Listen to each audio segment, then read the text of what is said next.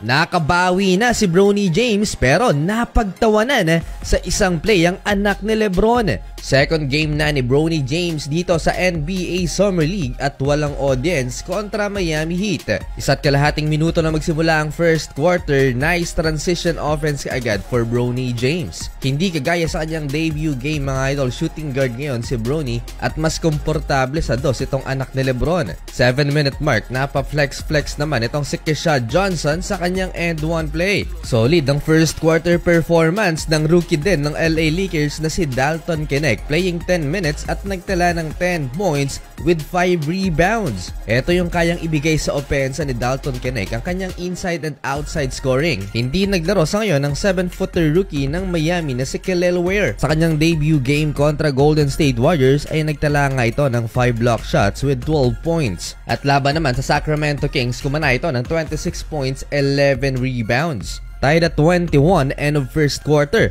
Kung negative ang napupuna ng mga critics ni Bronny, well, may positive naman na dapat bigyang credit ang anak ni Lebron. Yan ay ang kanyang one-on-one defense, kaya naman nag-run ng LA Lakers. At siya lang naman ang may pinakamataas na plus or minus para sa Lake Show dito sa first 2 quarters. Ito yung mga intangibles na hindi nakikita ng ilang mga NBA fans. At madalas talaga sa pagpuntos lang binabase ang pagiging decent player ng isang manlalaro. Napagtawanan na naman sa social media itong si Bronny James after magmintis sa dead ball shot na ito mga idol. Well, solid first half for Dalton Knecht, 14.7 rebounds at lamang na ang LA Lakers 40-36.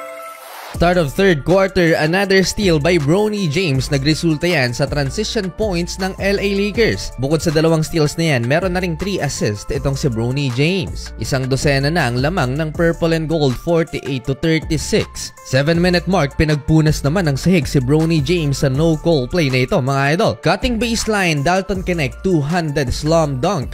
3-minute mark, naitala ni Bronny James sa kanyang pangalawang block. Nahabol ng Miami Heat ang LA Lakers dahil naging pabigat masyado ang kanilang mga bench players, hindi maka-score mga idol. Miami up by 1 end of third quarter, 59-58. Fourth and final quarter, lamang ulit ang LA Lakers 10-0 run na injury scare pa itong si Bronny James. Double naman na itong si Colin Castleton ng center ng LA Lakers.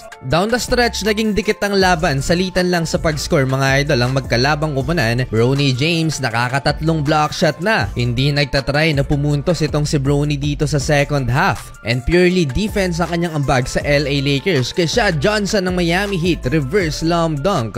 Last 2 minutes, pinasayaw ni Alondes Williams ang depensa ni Bronny James at naipasok ang high off the glass shot na ito mga idol, 76-74. Nagkalat itong si Tommy Kusi na so far may 7 turnovers na. Puro turnover ang Lake Show sa last 2 minutes, kaya ayun, nakalamang ang Miami Heat 78-76. Sa laro ngayon, maganda ang depensa ni Bronny James pero liability siya sa opensa naman ng LA Lakers. Sa huli, panalo pa ang Miami Heat, 80-76 ang final score. May 12